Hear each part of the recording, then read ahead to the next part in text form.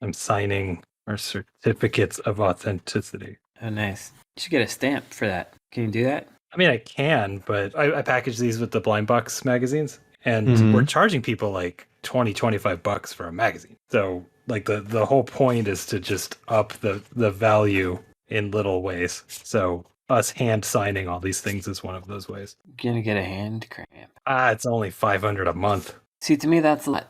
It is. My autograph is just worthless at this point. Yeah, the more you do it, the more it's going to turn to like something that sort of looks like an F and maybe a C. Yeah, my signature is just trash. There's my autograph there. I don't know what that is. It looks like Arc System works, is what it looks like. Has anybody checked to see whether Arc System works?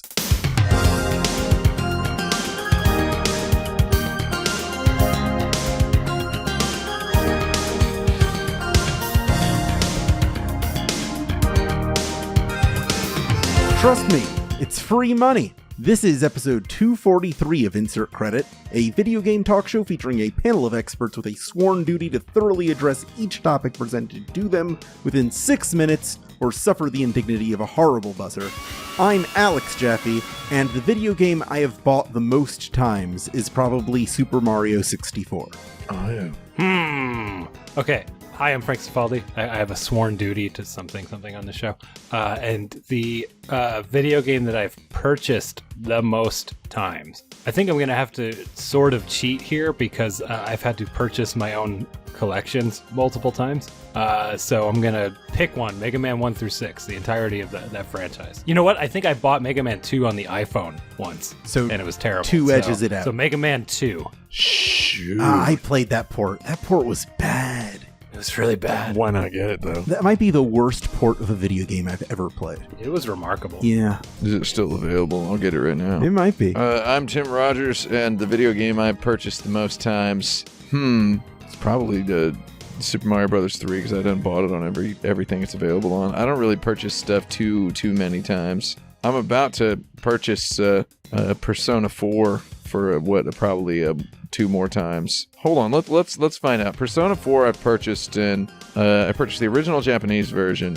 I purchased the original Japanese version of Golden. I had the US version of Golden, and then I got Golden on Steam. Probably buy it on the Nintendo Switch. That's 6 times. That's all I got, I suppose. Super Mario Bros. 3, I've purchased every version of it that I think they've ever made. So that's, how many is that? Who knows? Exciting question. Good one. Thank you. You're welcome. I'm Brandon Sheffield. I think I got 2 answers for this, sort of. Probably Symphony of the Night is one of them, because I bought it on PlayStation, I bought it on Saturn, then I bought it on PSP, then I bought it on PS4 collection, whatever. I might have purchased it additional times as well as that. I'm not really sure. And that wasn't really an intention. I just sort of was like, well, there it is. I guess I'll buy it. But then the other one... Fun game. I also, that sometimes I buy, like, lots of games, and there's multiples in there, and recently I purchased some Saturn games so that I could get the cases. With that lot came, 9 or 13 copies of the Ayrton Senna photo CD game on Saturn thing, and that's a lot of those. But then I realized, I've talked about this on the show before, I can't believe I didn't mention it, think of it until now. I bought 98 copies, half and half, of TV Sports Football and TV Sports Hockey on the TurboGrafx sealed at one point. Oh, that's a good answer. And that's the real one, about 40 whatever each of those. I must revise my answer. I just realized that I have purchased a game more than Mega Man 2. I was collecting NES games in the late 90s when one could do that. Oh, yeah. Part of that was weekly runs to every Funko-Land in Vegas. And Super Mario Duck Hunt was 9 cents. And it was irresistible to not just buy those and figure out what to do with them later. I never figured out what to do with them. I just gave them away. But I'm sure I had, 50 plus Super Mario Duck Hunt cartridges for 9 cents each at some point. That's a fair answer. Now I just want to say that I interpreted this question as game that you purchased to like play, like versions of. I have in the past purchased several copies of one game for the purpose of giving them to people. Most famously, in one of my videos I talk about a story where I purchased a large number of copies of Breath of Fire 5 Dragon Quarter and it gave them to a bunch of people in my office. Which, I don't know how that worked. 2 people played it. Nice. There's a pretty good story about how I had a copy of it in my backpack, and I was going through my backpack and I was on a date with a girl who said, "What's that?" And I was like, "Oh, it's Breath of Fire 5 Dragon Quarter for the PlayStation 2. And she's like, "Is it good?" And I was like, "Do you want it? Here." And I was later at her house and she had it. And I'm like, "Did you play it?" And she's like, "Yeah, it was pretty cool." Nice. I guess it was a little weird. And then I was like, "Oh, let me see your save file." And because I was like, "I want to play some Breath of Fire 5 Dragon Quarter." And she had just gotten everything in the game.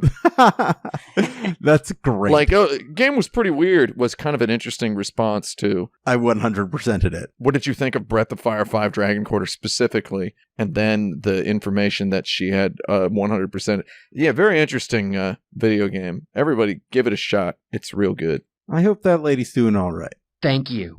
Yeah, she's probably okay. Here's my first question for you this evening. At what point while playing a game do you feel justified in picking up a guide? Anytime that I get stuck.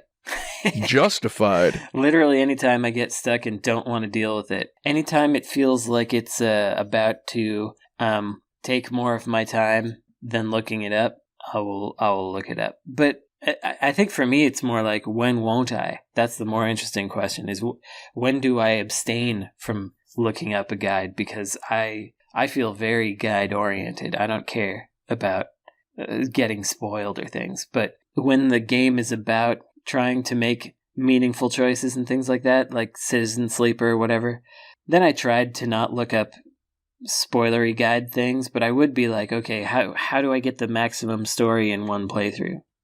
Because I only really want to go through it once or whatever. Yeah, I mean, I agree that it kind of depends on the type of game.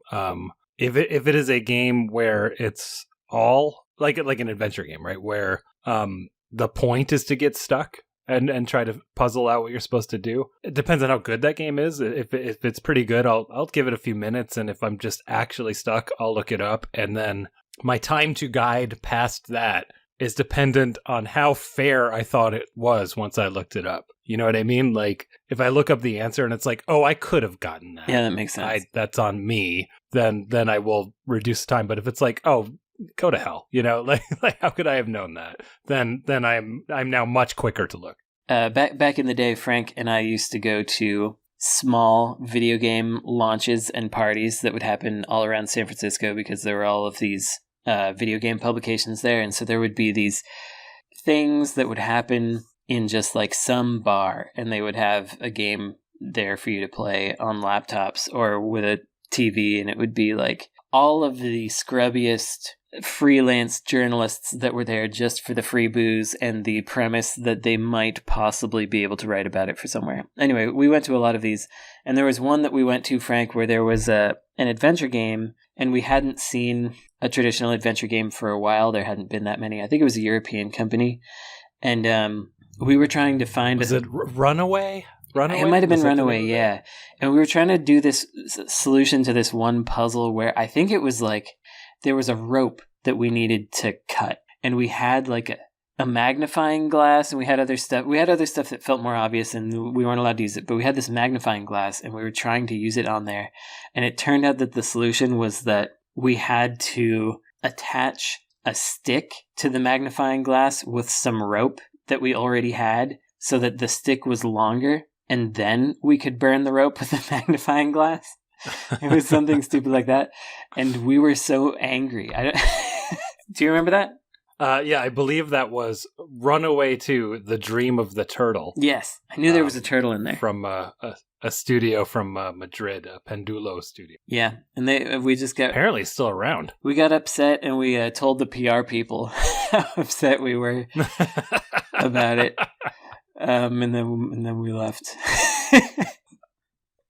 Pendulo Studios, huh? Mm-hmm. Pendulo Studios. Published by Focus Home Interactive. I would say that I look at a guide for a video game if I think the game is... okay, there are many ways for a video game to be honest or dishonest. If I have given what I have over the course of my life the critical faculties. I have taken care to find wine age for these past decades of video game playing. If those sensibilities and sensitivities detect that a game's challenge, which for the record is frustrating me at the moment, possesses some factor of dishonesty, I will look at a guide, but then I usually will find myself slippery slope sliding toward not liking the game and coming away from it with a negative opinion. I suffer when I play video games if there's a challenge that relies on some obtuse clue or requires me to trial and error my way through stuff. I mean, there's games like Alundra, which had these horrible puzzles that I loved to suffer and struggle through, simply because I felt like they were at least a little bit honest. And also, I didn't have any kind of internet connection to look up any kind of a guide or anything. You just had to do some calculus to figure them out. I was not a fan of those, but I did understand that there was a path to doing them for a human being. You Alunderstand? What's good about Alundra? Perfect. Yeah. All right. Here's my next question for you. If all video games contain some kind of fantasy fulfillment, then which video games serve the most niche interests? I'm like those truck simulator games, man. Like people who just really want to drive a truck. Is that more niche than farming? Farm simulator, something like that. I don't know. I feel like trucking is something you could get into. See, I'm thinking about how there's popular shows like Ice Road Truckers, right? Like there is an established entertainment need for trucking. I don't believe I've ever seen an exciting reality show about farming.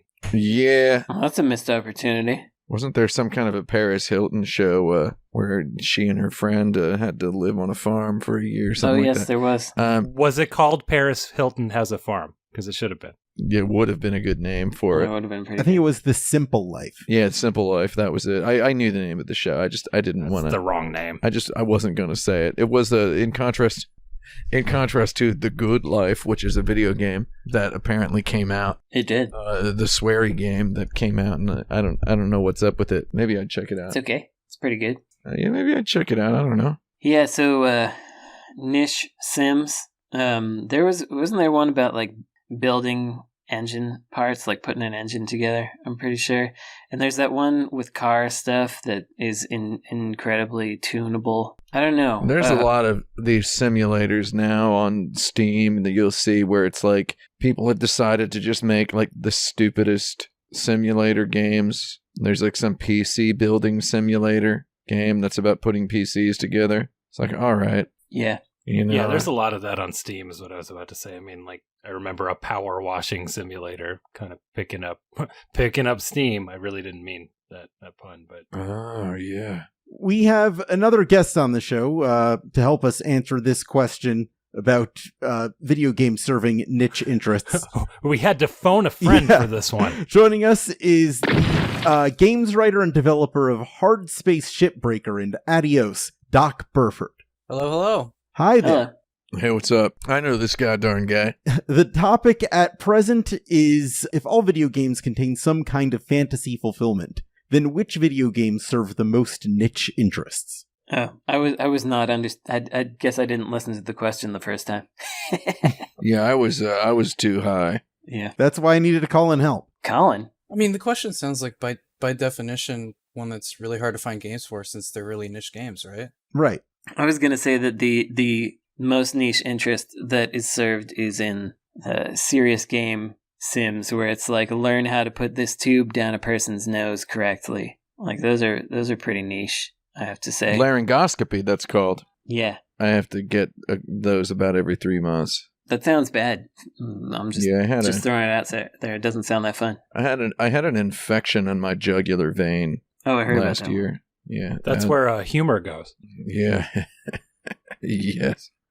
Yes. Yeah. So they have to look in they have to put the flexible tube up my nose. I'll tell you what. Looking at the bill, I don't think it should be much of a niche interest to be an otolaryngologist, because I think more people should get interested in that. That is a bit of fantasy fulfillment, isn't it? There's some money in there, Jerry. Yeah, I mean, every few months, somebody makes a tweet about how Animal Crossing and Stardew Valley are the ultimate wish fulfillment because they fulfill millennials' dreams of like having stable friends and owning a house and having a garden and a walkable grocery store or whatever. And every single time that gets that exact phrasing gets tweeted, it gets like 10,000 retweets and 25,000 likes and stuff. So certainly not niche, I guess, but definitely fulfilling some fantasy for folks. I was reading about some weird games last night. They were working on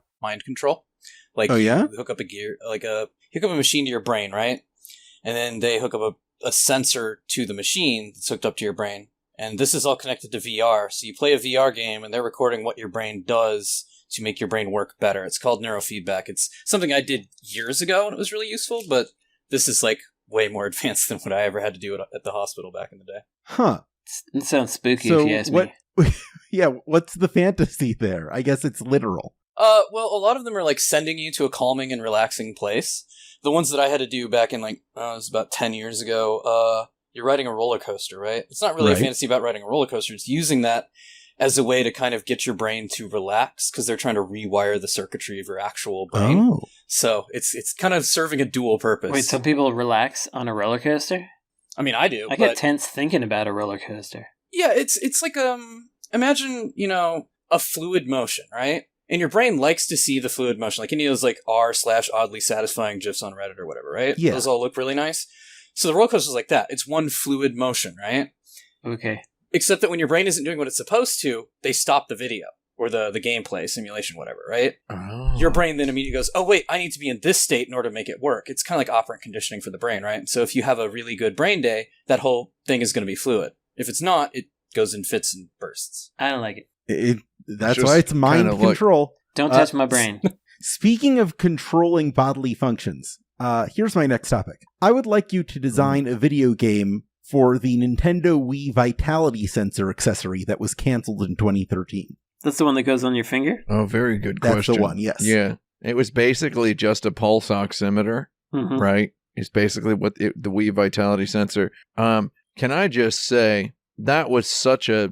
They should have... No, I feel like there's probably 100 things like that in development at Nintendo at all times. Yeah. And they don't just throw them out there and talk about them most of the time, an overwhelming majority of the time. That was a weird one to mention. Like what round of applause did they expect for that? Because that was a bad idea. I'm sorry. So this is not an easy... I disagree. You disagree? I think for the audience that they had at that time, it was very Wii Fit centric. I think expanding on wellness as a concept is, I think, what they were doing. True. Right? It was announced around 2009, which was like... Right. So I believe what they were going to do is like Wii Relax or something, right? It's even similar to brain training. It's like just very pseudoscience Nintendo stuff to like make you feel better. And I don't think it was a bad idea. I think that if they were going to get the Wii Fit owners to buy anything else, it was going to be something like this. Wii Relax. They basically did it with Ring Fit. Like they, because after you do the Ring Fit adventure stuff, you put your thumb on there and it measures your pulse a little bit to see how juiced up you got. So like it's not exactly the same. Yeah, but that's measuring your pulse. It's the vitality sensor was going to measure your oxygen saturation, right? So as someone who had the coronavirus real bad, and I had a pulse oximeter purchased off of Amazon, and I got to watch my my number go between 93 and 98. Basically, what it was like was when my lungs were at their most messed up, it was just like 93, and I couldn't do anything to change that. It's like, what am I gonna? Were they gonna add some sort of mode for Zelda Breath of the Wild, or Breathe of the Wild, controlled Breath of the Wild? Yeah, where if your oxygen is at 99, then you can repair a sword for free every 15 minutes. It would have just been like an amiibo. But anyway, I like the idea of Wii Relax. Let's go for that one. I think they would have yoga'd it. I think it would have been all right. Do some yoga. That's exactly what I think. Yeah. Because, I mean, I'm 2 years past COVID. I can't get my heartbeat lower than 100 right now. I just can't. I haven't been able to get it under 100 in 2 years. So I feel like any implementation of a Wii Vitality Sensor is going to end up just depressing and insulting a specific number of people It'd out be there. like the Yankee Candle test for COVID, where you get a bunch of people on forums being like, game's too hard. This Wii yoga is not working anymore. I can't. The game's too hard. I can't get how do you get the heart rate under 100? Yeah, see? That's probably what it would be. No good. It'd be all right. Wii Relax, though. That seems good. We do. It's just designed to make your pulse go down. Yeah, that's my thinking. Yeah, it's very meditative stuff. Probably some like parchment paper aesthetic on the screen and like sunsets and stuff like that. And probably not using Mario. It's just the Wii Shop music. Like a slowed down version, maybe. You listen to it. Yeah, it would be much like the US version would be called Wii Chill. Yeah. I'll be honest, I was expecting you all to go in the opposite direction with like a horror title. Like Tetris, and it gets harder when your pulse goes up or something. Yeah. Someone did that, actually. That was the thing. I don't think we want anyone to encourage their pulse to go up. I think we're all too old to want that to happen.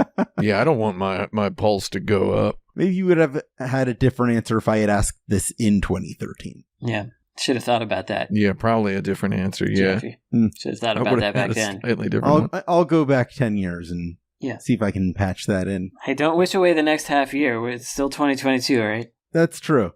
Things could turn around. Year's exactly half Yeah. over as of today. Yeah, they could turn around and get even worse. Oh, yeah. You ever notice how it's like April 30th?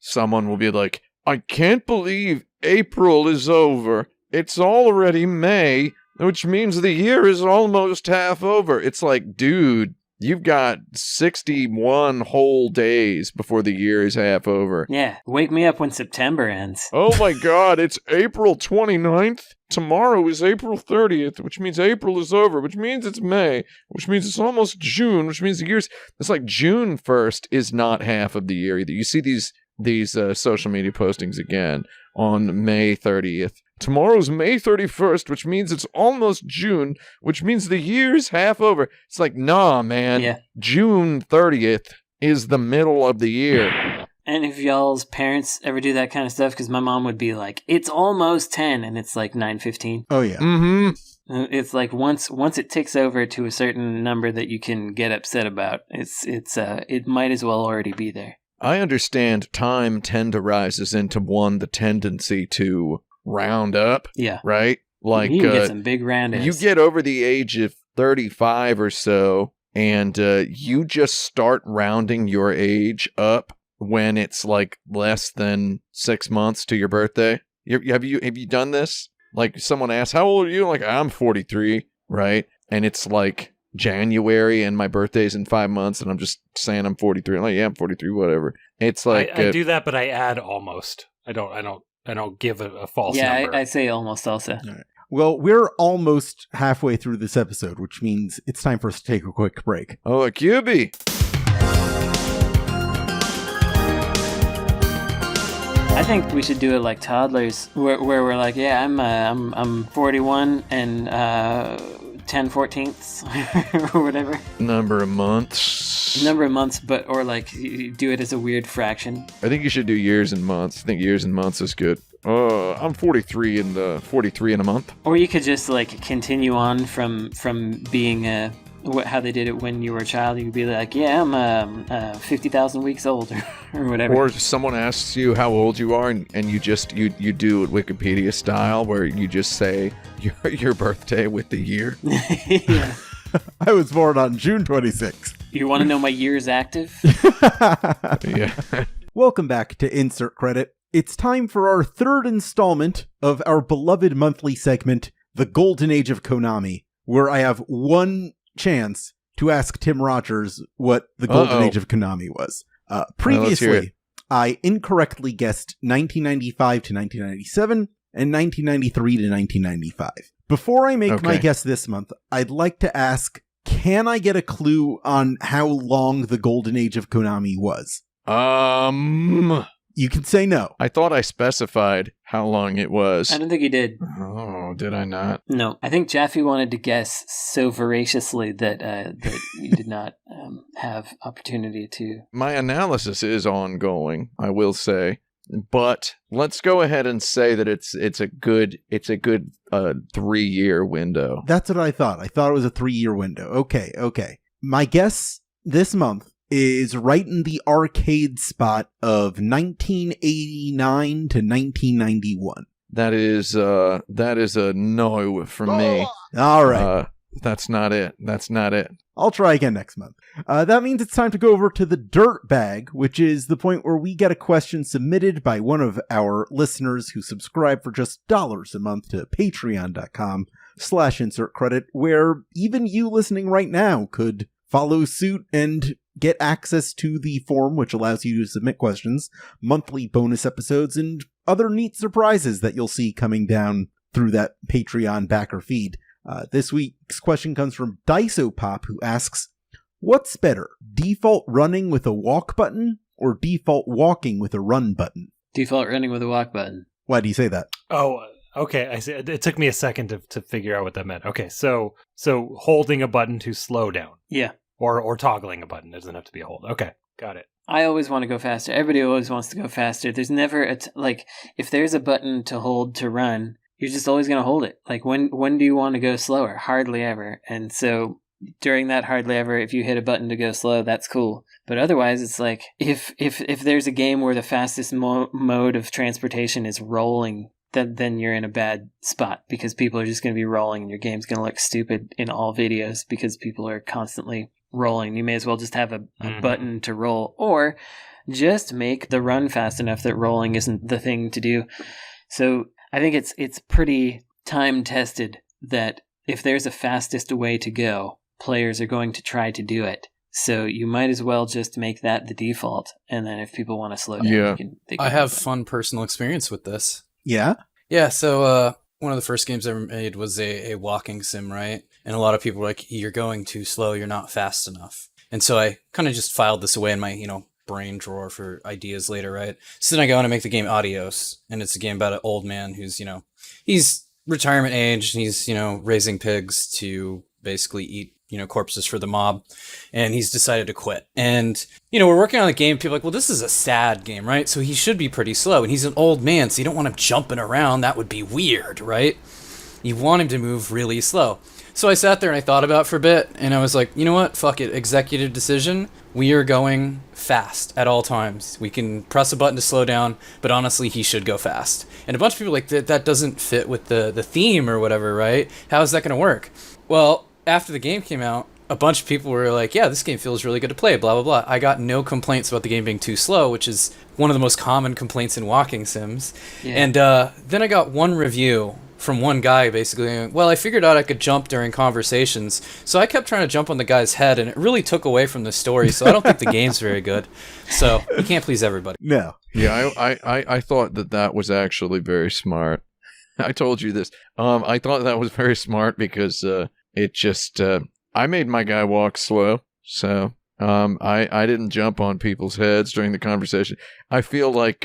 you're just giving people an opportunity to out themselves as not wanting to pay attention. Yeah, I mean, engage in the game in the spirit it was intended. When you're playing a game, you are in some extent playing along with the game. You have to accept it on its own terms. Yeah, exactly. If you play a horror game and you decide you don't want to be scared, then the game's going to be kind of boring to you unless you're trying to do like a comedy run or something. You know what your game reminds me of with the sort of opting in to be slower and more in character. It just reminds me of MMOs where some players are like role playing with their dialogue. Mm-hmm. And they, clearly mark themselves as like, I'm trying to immerse myself in role play. That it seems kind of similar, right? It's like, let people by default just run around like it's a video game. But if they really want to play the role of an old man, they can opt into that. You can press the slow down button. Yeah. Yeah, that's why the slow button, for a lot of people I know, is called the RP walk button. So, okay, this whole default run with a walk button, default walk with a run button question kind of sounds like we're talking about games that use D-pads. and not analog sticks. Where in an analog stick world, you can. That is not my interpretation. No, but we can not do mine that. either. Well, I mean, a lot of these games. There's a lot of these old games Because where I mean, like there was a walking run. sim, I walk pretty fast. You know, like. I mean, trust me, I've played a lot of these PS1 games lately, right? And these PS2 games, and a lot of them will have a run button or a walk button, right? Like, so this is just where I'm coming from here. So it's like a lot of them. There was a period in time. We need not specify exactly when this period was. There was a period in time when everything was walk with a run button, right? And then there was suddenly a shift to everything was run with the walk button for a while in the PS1, PS2 era. And every time during the walk with a run button era, like Final Fantasy VII is you walk and there's a run button, right? I can't, I mean, I've played through Final Fantasy VII like 16 times, right? There's not a single moment in any of the game where I'm not running, right? Except the one part where you have to walk because there's creaky floorboards. So yeah, I think the solution is, I think it's run with the walk button. This came from a certain angle for me because I grew up playing the PC Engine, and PC Engine games were mostly run with a walk button, if there was a walk button at all, or a toggle. And I believe that this is because so many of these PC Engine games came from a PC legacy where it maybe made less sense to have those things on a button, and it made more sense to toggle it in a menu, and you would just decide whether you're going to run or walk. So for me, I was used to going fast, and then I'd play like a Super Nintendo game or a Genesis game, and I'd be like, "We speed this up? What are we doing here?" The walking around is not the fun part. I think what you actually need, the final answer is you need run with a boost button. Yeah. And then also a crawl. click the left stick so that you go prone. Run, boost, and crawl. Those are the three speeds. Run, of your boost, character. and crawl. And a prone crawl. Niantic has been struggling to find another hit after the success of Pokemon Go, slapping other popular intellectual properties on the same model just doesn't really seem to be doing the trick. I like the idea of political ones, though. Yeah, that was a slip up that I was hoping to get edited out of the show because I was too late now because I've addressed it. I'm trying to think about it. Okay. Is there anything more for them to do in the augmented reality space, or will they go down as a one-hit wonder? No, it's just time to shut down. No, there's stuff. They're going to go down as a one-hit wonder. I think there's stuff they could do. I actually think that if they got purchased by Nintendo and they had more runway, then they could possibly do more stuff. I guess I'm kind of surprised that, doing it in the Harry Potter world didn't work, because it seems like that would be a pretty good... Because Harry Potter's not a universe about collecting stuff. It's true. Right. It's true. Pokemon is a delicate video game series, right? Okay, we can say a lot of mean stuff about Pokemon if we really wanted to. We can say Pokemon's for children, which it is. We can say that it's also can be for adults, whatever, right? But Pokemon, there is that very collectathon, gotta catch 'em all element to it. There is a very shallow angle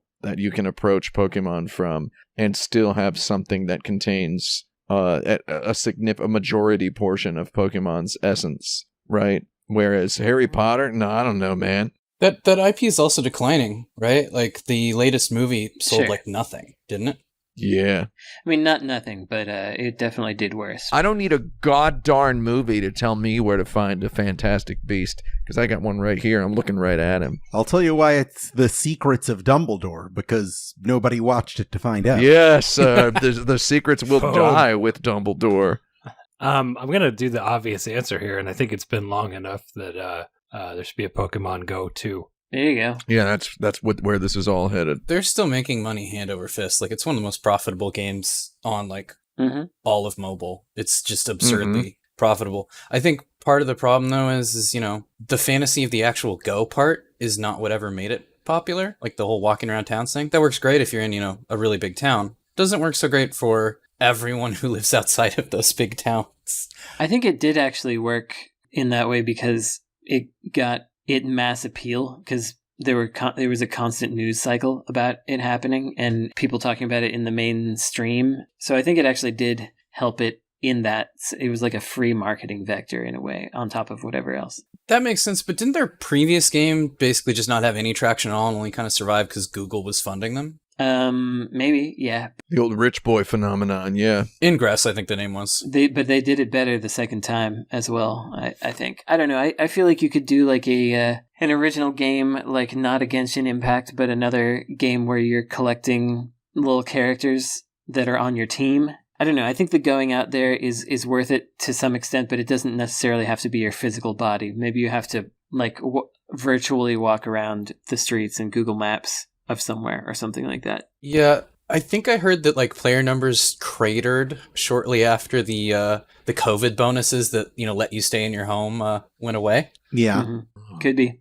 There's a ton of monster collecting games that are out there that you could use, but like no one's really gonna. I don't think Shin Megami Tensei Go is gonna make $1 billion, right? No, but Shin Megami Tensei DX2 or whatever it's called is actually still running. The SMT phone game. After Sega has like canceled and tabled all these other ones, I believe that one is actually still going like 3-something years later. Yep, I have it installed right now. Yeah, I haven't played it for probably 2.5 years because there started to be too many things to do and manage, and I just couldn't handle it anymore. Too much stuff in one video game. Everybody calm down. But I do think there's stuff Niantic can do. I don't know what exactly it is, but they got so much money. They should come up with a new thing. Come up with a new thing that's going to be actually really cool. Like, don't just reskin Pokemon Go. Yeah, everything I've read about their founder, though, is like, this is what he wants. He actually doesn't really care about video games as video games. He cares about getting you out and exploring. That's his fantasy, right? That he wants everyone to partake in. Yeah, it's a real... I get like these real weird, naive vibes off of that guy, where it's like, I just want the gamers to go outside. I want them to learn that there's a whole big world out there. It's like, a little bit naive. It's a little bit pedantic. It's Niantic. Yeah, exactly. It's kind of like Kinect in that response, isn't it? Like, you know how Kinect was all, let's use your body a whole lot, and like most people don't want to do that because that's tiring? Mm-hmm. Yeah. I mean, VR is kind of the same way. Like, people generally go for the path of least resistance, and all these games that try to make you more physically active, as good as being physically active is, not everybody wants to do that with their recreation because it splits attention, it's tiring, you can only do certain things with your games, and it's a good idea, but it never seems to take off, if that makes sense. I think exercise works best when it's just a struggle and it's suffering and you just get it over with. Like integrating it with my entertainment, it's kind of like the guy who, when you're ordering pizza, goes, "Let's get like some spinach on there, dude. Something green, man." It's like, no, I eat my pound of spinach at other times. It's pizza time now. I like spinach on a pizza. We've had this discussion No, before. you don't, you filthy liar. Sure I do. I'm Team Brandon here. No, you don't. Well, you don't want basil on there? You don't want that? Basil's okay. Speaking of basil, that's a great segue into my last question, which is, who is the Baz Luhrmann of video games? Oh, God. David Cage? Ken Levine. Well, I'm hoping it's me. It's David Cage. It's absolutely David Cage. There's no other answer. And I think it's...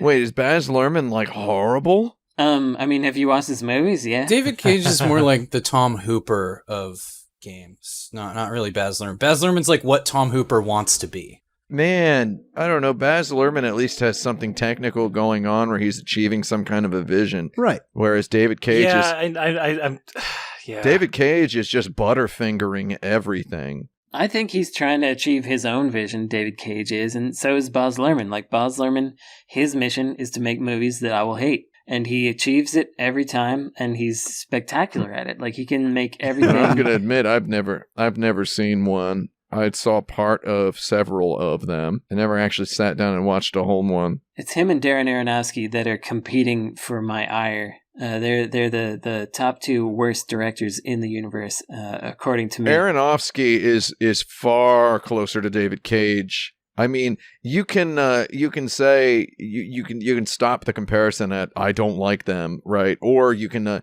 mean, when you get down to execution stuff, I think Aronofsky and David Cage are pretty close. Did you see that Mother movie? If you want to see the Korean one? A truly hateful film. No, the one we're talking about, Darren Aronofsky here, Jerry. I have not had to watch any of his movies since The Black Swan. So if you would like to sit down and experience something that is very hateful Mm-hmm. or hateable, Yeah. that you really need to, if you really need to sit down and articulate. If I really need the what was that meter called? If I need my pulse to go way up, I can watch this movie. Your pulse oximeter. Yeah, my pulse The oximeter. Wii Vitality Well, a Sensor. pulse oximeter measures your pulse and your oxygen saturation. So I feel like your oxygen saturation would go down and your pulse would go up if I'll be you watched hyperventilating. Yeah. Mother with an exclamation point. I have a question about the question, right? Go for If it. Luhrmann's kind of deal is that he basically just wants to make 2-hour-long music videos, what game developer best fits, I would say, that description of it? Because that's, every time I ever talk to like movie people about him, they're like, yeah, he just wants to make really long music videos. That's really all he is. Oh, he did that Great Gatsby, didn't he? He did. He did do that. And it has like hip hop in it. So my question is, does that Elvis movie have hip hop in it? Is Probably, there something like that? Is there like a Jay-Z soundtrack in the Elvis movie? I would assume. It's a genuine question. I honestly don't know. I feel like that would be weird, but also quote unquote interesting, right? Does that make sense? Yeah, Doja Cat has an original song on the Elvis soundtrack. Yeah, there you go. Oh, well, that's interesting. Quote unquote interesting. Baz Luhrmann seems to have, from what I've, the scenes I've seen of, Romeo plus Juliet and whatnot, Leonardo DiCaprio with a gun. I got it confused with the movie The Beach for a second. Did you get it confused with Romeo Must Where Die? it says, I'm not going to die today. I got it confused with The Beach for a second. The Beach is okay. I mean, I don't know. I don't want to. I'm saying that tentatively. If I ever revisit The Beach, I can give a more interesting opinion. I feel like in terms of execution, just the fact that he actually seems to be, the lights are in the right place. Well, yeah, I mean, if David Cage were a filmmaker, the lights would be all wrong. Like stuff would be all just kind of messed up. I feel like he's more Ken Levine, man. I don't know. Ken Levine thinks he's the Guillermo del Toro of video games. But he's actually, I think, the Baz Luhrmann of video games. But what is his thing? there's no music. Well, yeah, music, sure, but there's not even an equivalent of that. Like you can spot the qualities. He's of got a Beach Boys cover in BioShock Infinite. It's one of the first things you hear. It doesn't really have the kind of effervescence and movement that Baz Luhrmann likes to put into the movies. I don't know. I played BioShock Infinite. Baz Luhrmann is Busby Berkeley too, basically. Busby Berkeley. I feel like that's maybe a little insulting to Busby Berkeley in my worldview, but It's what he's trying to be, at least, Oh, right? sure. A lot of Okay. the game devs we've mentioned here are like the kind of people who really resent not being as more famous. They want to be, Spielberg and Scorsese and all that. They want to be seen as like true, real artists. Whereas like Luhrmann, for all of his shortcomings, is just doing this thing he loves doing, which is spectacle, right? He's the Michael Bay of his specific niche, right? Where Michael Bay is also, a guy whose favorite movie is West Side Story because, as he put it, everything is moving all the time. That's all he got from that movie, apparently. I wouldn't call him Yeah. Busby Berkeley 2 so much as I'd call him Busby 3D. nice. Thank you. It's time for our lightning round. What could possibly go wrong? We're playing one of my favorite All games right. this week. We're playing GameFAQ&As. Every video game has a page on GameFAQs. That is patently false. But many video games have a page on Yeah, GameFAQs. some of them do. And many of those pages have a message board simply titled Q&As, where users can submit their own pressing questions about that video game for GameFAQ's illustrious community to answer. I pull 10 questions from that board for us to provide snappy answers to regardless of actual accuracy for this here game. This week, we will be putting an eye on Stalker Shadow of Chernobyl. I've taken 10 Mhm. questions from that game's Q&A board, which we will address to the best of our ability. As a little aside here, I always pronounced it GameFAQs, and I enjoyed pronouncing it GameFAQs because it sounds similar to Game Facts, but Yeah. the supposed facts are user submitted and not necessarily correct, and so spelling it FAQs, Game Facts is like it's like they're not actually facts, but they're fact adjacent, and somehow that all Factoids. swirled together very nicely for me. I'm going to tell you the truth. I'm going to tell you exactly, and this is no joke. I have always pronounced it GameFrequentlyAskedQuestions.com. I love it. So, that's good. that's that's the wrong button, sorry. Wow. There we go. Okay, there, that was Your good. style truly All right. is impetuous, Tim. Yeah, I know. My defenses are impregnable. As well, in case you forgot that part. Question 1. Why won't the barkeep talk to me? You gotta buy a drink, buddy. They got too many customers. Man, have you ever been to one of those bars where the bartender is a lady of a general attractiveness? Okay. Yeah. And yeah. and then all the dudes in want to there talk are to like, her. hey, how you doing? Let's have a little Have you conversation. ever been to a place It's where the worst. dudes are talking about hot lady bartenders, Yes. and one of them presents the idea that usually there's this hot lady bartender, she's hotter than all the girls in the bar. You ever have that? I feel like I overheard that conversation like 9,000 times. I've definitely heard that, and it's definitely a good indication that you should relocate your person to a different zone of conversation. Question 2. Oh wow! All right. What is the best Definitive answer. What is the best combination of artifacts? Okay. Artifacts. It's the one that stops you from bleeding and anything else. Okay. I mean, I was gonna say like you want like an Ankh, and then you want like a covenant or something. Maybe a scroll. Any sort of a cross made of gold, Okay. and then a ring. A cross made of gold, but it has a sword inside. Oh, that's a good one. Necklace and a ring. That's a combo. I just think generally necklace and a ring, and if they stop you from bleeding, that's actually even better. They got to make me do magic. Question 3. Easy early money? Yes. No. No. No. I know how to get it, but it's the worst thing you can possibly do in that game. Yeah. Oh, it's only for rich people. By the way, Doc, this has nothing to do with the game. Yeah. That's fair. We're talking about it. We're abstracting. Just so you know, you don't have to think about Stalker. I've never played it. I can't help it. It's my favorite video game of all time. So Okay, good. Question 4. It's a good one. The sarcophagus is killing me? Yes. Yeah. Oh well, technically, yeah, because you just get inside it, speed it up, right? It's for you. Fun fact: this Right? actually answers the previous question, which is easy early money. The sarcophagus will give you money. Ah. Just have to do some things to do it. Answer the question with another question. Sarcophagus has a mummy in it and is an Iron Maiden. So there's your problem. So money is killing you. It's killing us Money? all. Yeah. Question, It will kill you with money. That happens. Question 5. Best mods out there? The Beatles. No, they're not the best.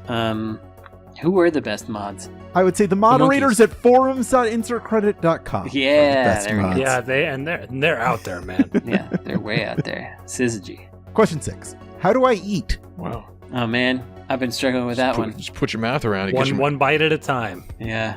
Get a good mouth around and go for it. I'm still waiting for those Star Trek pills you can just eat a thing and then you're not hungry. Doesn't that just take the joy out of eating, though? I once coined the phrase "mouth around" as like an alternative to handful. Like, Yeah. get a good handful of this, get a good mouth around of this taco, bro. Something like that, right? I don't like it. Just the idea Makes of me the idea of uncomfortable. putting your mouth around it, like enclosing something in your mouth. So how do you eat? Just get a good mouth around, bro. Question 7. What is the blue tube? Oh, I don't even know how to answer that seriously. it's the Bluetooth but wired, right? Yeah, That's right. There we go. I Thank you. guess. Thank you. I love it. Probably also a subway route. It's called a pool noodle. You use it to float. It's fun. Oh, fun noodles, dude. Doc, do you actually know what the blue tube is? No, I legitimately don't. Oh, wow. I got nothing. I maybe one of the pipes that are going around the map. I don't fucking know. How do I run automatically? Oh. Well, let go of the walk button. Yeah, it's a toggle. There you go. You have to pound like every Monster Energy drink they give you in the game first, and then you can do it. Why does this happen? Because everything happens so much. I'm good with that. Oh, is that a horse ebooks reference? It's That always is a the horse same. ebooks reference, yes. Crikey. Final question. Sorry. Can you do anything with the guitar? No, I can't. I mean, it's been a while, but give me like an hour. I'd probably play something. I've given up. I've given up on that thing. Heck the guitar. I shred. Get it out of here. I shredded this morning. I figured out how to do the opening riff to 1 a long time ago. I think that's enough. I shred. Freebird. This has been a pleasant conversation with some pleasant chaps. This is the time in the show where you recommend things to our listeners. Let me start that over. I don't know. I'm a little out of sorts right now. All right. I actually liked how you did it the first time. Is this the time? Where are we? All right. Okay. I don't know what's going on with me right now. I'm thrown a little off balance. But you know what would set my mind at ease? Discom Robert elated. Yeah. You know what would help me? If I got some recommendations right now of Nice. media or actions I could take in between this episode of the next, which could enrich my life as you see fit. Or if you have anything going on in your own lives that you'd like to plug. Heck yeah. I'll go first. Actually, mine's pretty quick. Apparently, don't plug the nonprofit I run very much. So my actual job is that I run a charity called the Video Game History Foundation. And someone who's a big fan of this show only recently joined our Patreon and got on our Discord because they only just found out about it. So there's probably more people like that. If you want to come hang out and talk video game history and see what we're up to and stuff like that, gamehistory.org, and then find our Patreon from there. And that's how you get to our Discord. And good people. Game History. It's a foundation, you're saying? It's a foundation. See, I always thought it was the Game History Flounderation, and you only had fish. I see. As your members, only fish were allowed as members. There's plenty of fish in the other ocean. I'm glad to hear you explain it here. It clears up a big. I don't know if this one landed, Tim. I think this might have been. Might have just. Wait, hold on. Let's go to the.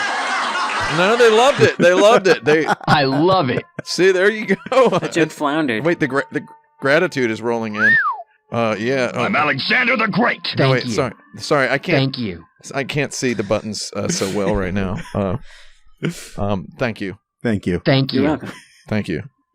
I got some recommendations, and one of them is to watch Phil Tippett's Mad God on Shudder, because that's where it is. The Dino Wrangler. It's that movie that the guy whose name is Phil Tippett, he did special effects for a whole lot of movies. For example, the Dino Wrangling, same, Jurassic Park, and then he became he was just kind of in charge of effects and whatever. But he made this stop motion weirdo movie over the course of 30 years with some other people, and it's weird. The weakest element is the human. There's some human actors in there, and it doesn't hate really humans. work. And one of them's just Alex Cox, the director, just being himself. He's a pretty goofy guy, so it doesn't really, whatever. So would you say Phil Tippett tipped it over, or what? Where tip it over means I think good. he tipped it over into success. Yeah, it's good. Oh, very good. It's weird. It's like there's always a bunch of stuff to look at, and that's the cool part. It's like, man, there's details. Look at all these details, and it's basically like you're journeying through a series of Rube Goldberg machines that are doing a whole bunch of obtuse nonsense. The purpose of which is unclear to you, but the whole journey is what it's about, and it winds up being pretty interesting. So give it a look. And then another thing, this is a regional recommendation. If you are interested in having, if you live in the California Bay Area and you are interested in your garden space or your home having California native plants, you can go to East Bay Wilds, which is in my neighborhood. It's only open on Fridays, and they just have California native plants everywhere. So, like, if you want to get some very specific cacti to here, or herbs, or I don't know, it's good for landscaping as well. I don't know, it's just a cool place to go and look at all these plants and know that they are from right here, and some of them are not that prevalent, and you won't see them elsewhere. But if you plant them in your yard now, they'll be back. So it's pretty cool. You'll see them there, yeah. You'll see them there. We got some stuff from there, and we're planting them. It's gonna be good times. Check it out. The end. Goodbye. Oh wait, also wishlist Demon School on Steam, because for the first time today we went below 300 wish lists a day. So somebody's you got to get back in there. Everybody get back in there. Wishlist Demon School. Wishlist that day one. Well, thank you. I'm helpless not to wishlist. Tim, do you have any recommendations? Nothing really. I haven't really engaged with any stuff in the past week. Sounds cool. I've just been working. How about you, Doc? I mean, I would love it if everybody went and picked up Adios on Switch, Xbox, PC, whatever, because that would really help me out significantly. I personally love this video game. I would like to recommend it. I don't recommend a lot of things on this show a lot, but I think our listeners would really enjoy this game. It's not just about that game, though. It's also, I just got art for our next game, and it's the most hyped thing in the entire world for me now. It's all I can think about. But it only gets made if we can, afford to make it. And right now that's in doubt, so still trying to figure out how to get it funded. And sales of the game are the number one way to make that happen right now. So Yeah, buy the video game. That makes sense to me. I have some other recommendations as well. I'd like to recommend that if you're listening to this show in some format where you can subscribe to or review podcasts, that you do that, like Dina J did, who wrote, "I don't understand anything they talk about, but I'm supremely entertained and mesmerized by the brilliant Alex Jaffe. And I'm not just saying that because I'm his mother." You can also go to patreon.com/insertcredit, where you could become a patron to submit your own topics, listen to monthly bonus episodes, and get other exclusive content. You can also join our community at forums.insertcredit.com, where we're trying to puzzle what the golden age of Konami is. Maybe we'll get there someday. You can follow us on Twitter at InsertCredit, search for Insert Credit on YouTube. The show is edited by Esper Quinn, with original music by Kurt Feldman. Lovely job from those individuals. I'm Alex Jaffe. Sorry, I was muted. I'm Frank Cifaldi. I'm Tim Rogers. I'm Brandon Sheffield. I'm Doc Burford. And you have now saved your game. You're not Alexander.